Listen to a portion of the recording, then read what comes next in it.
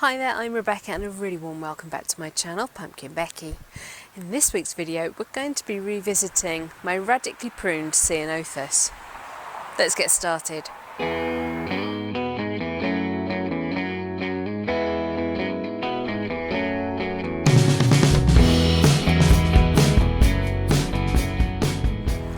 I filmed the original pruning video about 2.5 years ago. It was one of the first videos that I made. Since then, it has put on almost the same amount of growth. The only real difference is the thickness of the trunk. But it's looking healthy, it's looking happy, it's just looking quite big. The original video is actually one of the ones I get the most comments on, and repeatedly. And my latest one was actually somebody asking if we could do a little look back at the Ceanothus. How's it doing? Did it survive the pruning? Did it recover? The answer in short is yes, it did. It did really well. It hardly looks as if it blinked after that pruning. The only significant difference is the size of the main trunk. The last one I cut off was probably a good 2.5 inches in diameter, and we're now looking at maybe about an inch, inch and a half, but that's not surprising. It is significantly younger. Ceanothus come in lots of different shapes and sizes. I have one behind me which is quite low down. It's called Repens and it stays quite small and squat. This one is Concha, but broadly speaking there are two main groups of Ceanothus. There's the evergreen and there's the deciduous.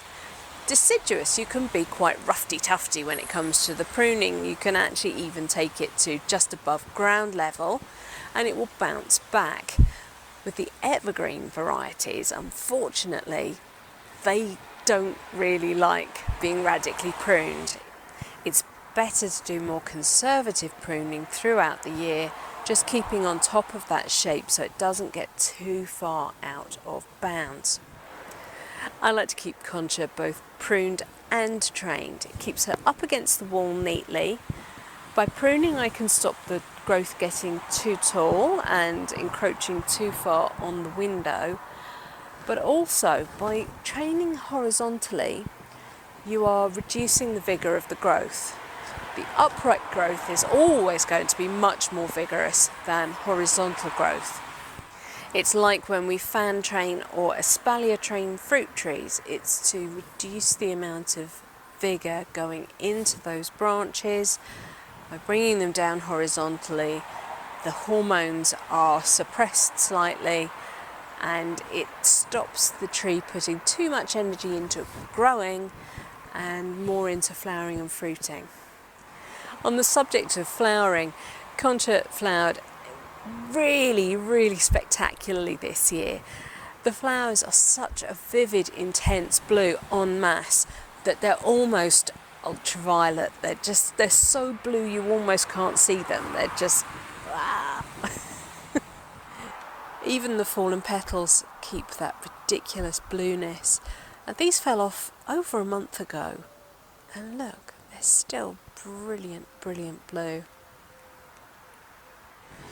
But now the flowers have dropped, it's time to give Concha another little prune just to bring her back into shape. You can see I've got some high branches shooting off upwards. I want to take those out to keep the main bulk down at about this level.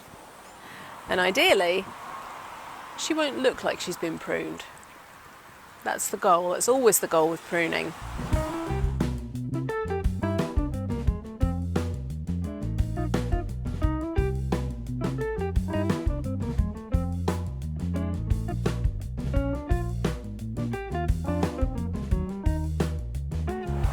And as with every pruning task in the garden, you're looking for the 3 Ds: dead, diseased and dying. Remove those pieces first. Look for pieces that are crossing and are therefore rubbing against each other and maybe damaging the bark, because that's where disease can get in and death will occur.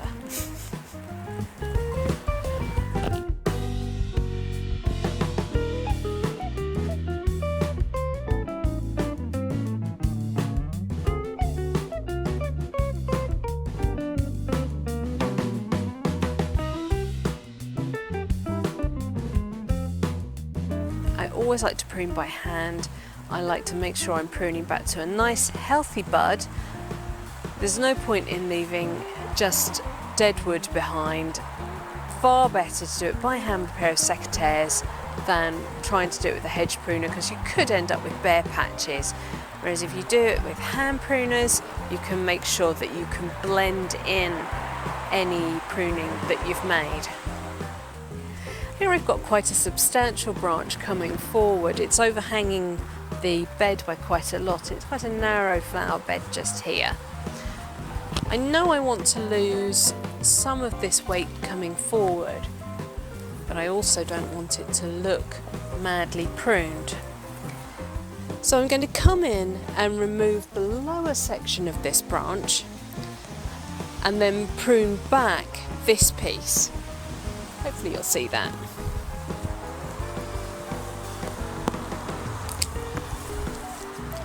So I've removed the branch that was in here. That's removed some of the weight. I have cut back to a bud so it can continue to grow on. And now I'm going to cut back. Now that's actually quite a hard cut, but it's got more growth coming forward. There's always growth behind where I'm cutting to. I'm never cutting back to the bare branch, the bare trunk of the Ceanothus, because it won't regenerate from that.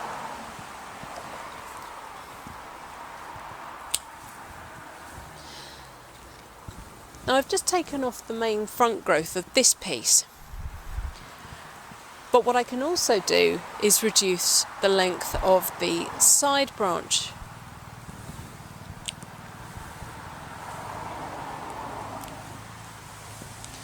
That makes that section much more compact. It was out here, it's now way back there. Here's the piece that's growing right out in front of the window.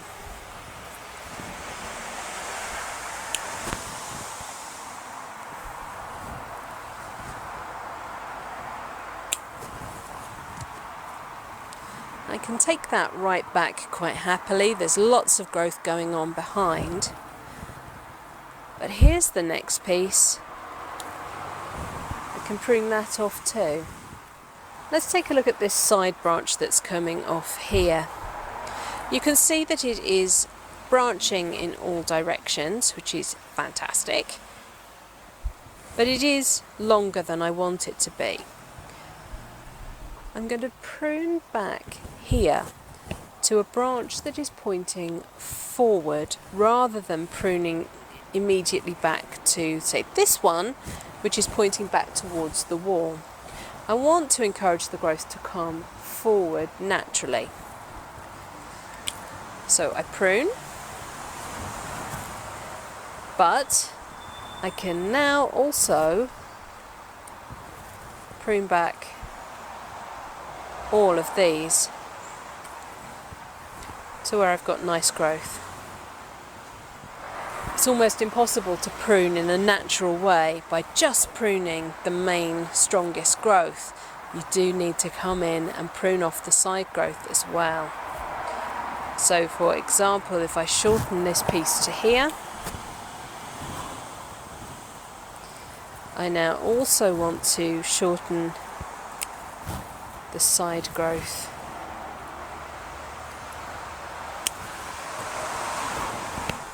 And if you're a bit nervous about pruning something like this, make shorter cuts. Then assess what you've done. Does it go far enough? Have you removed the diseased part, the broken part? Have you cut back to a branch that points in a good direction? My goal is always to compact the forward growing growth so that I can still get some water and light to the plants growing below.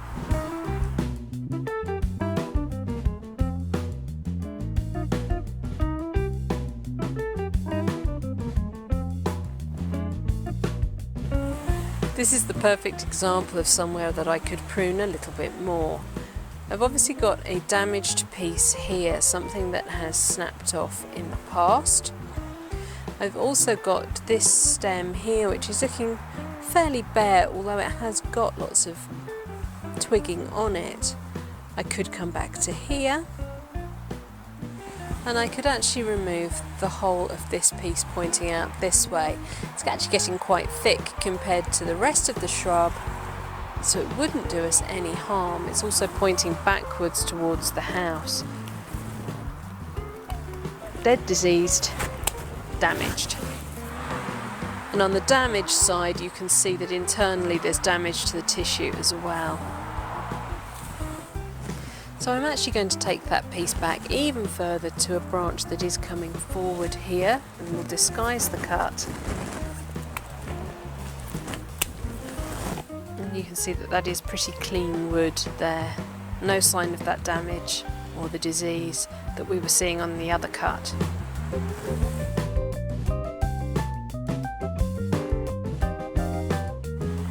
In this area you can see where the denseness of the growth at the front has prevented light getting back into the shrub itself, and we've got yellowing leaves, we've got very bare stems.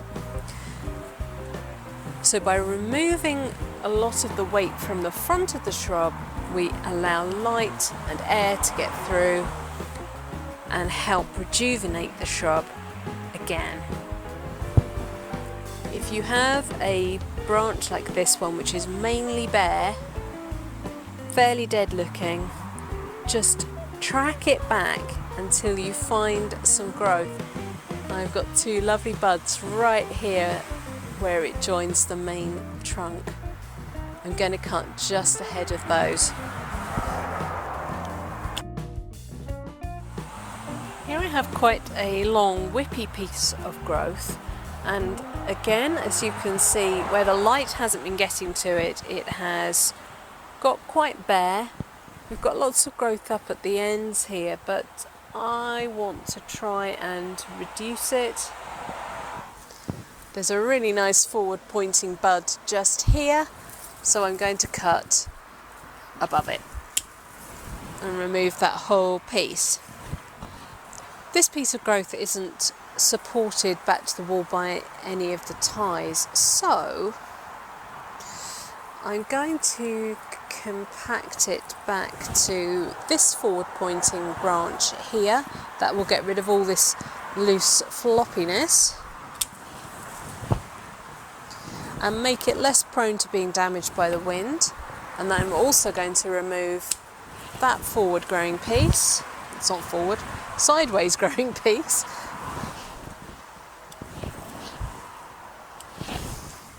This is definitely turning into more of a major pruning than I intended.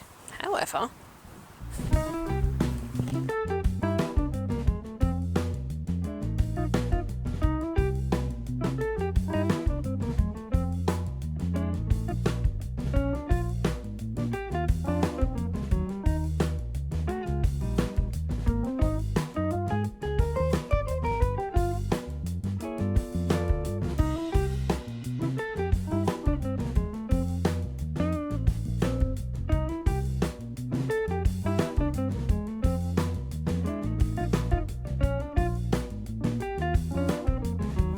no, it's not rocket science, it's not neurosurgery, but it can be incredibly intimidating trying to work out how best to prune a shrub, particularly one of this size and stature. Right next to the front door, it's quite a statement shrub.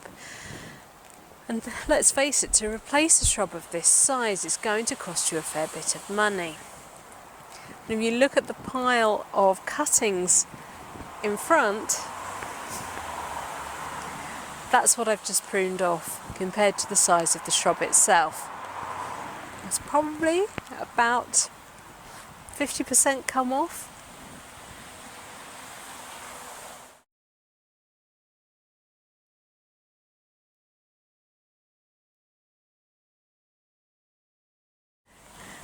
And if I look harder, there's probably even more I would want to take off.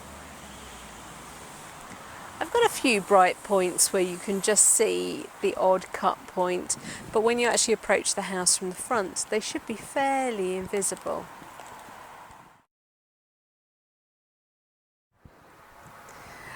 I like to keep concha both pruned and pruned. No, I don't. No. Try that again. I like to keep concha both pruned and trained. It's actually quite a busy, oh gosh, now it's really raining. Right, that's it for this week's video. Thank you so much for watching. Please remember to rate, share and subscribe to me here on YouTube. And until next time, bye.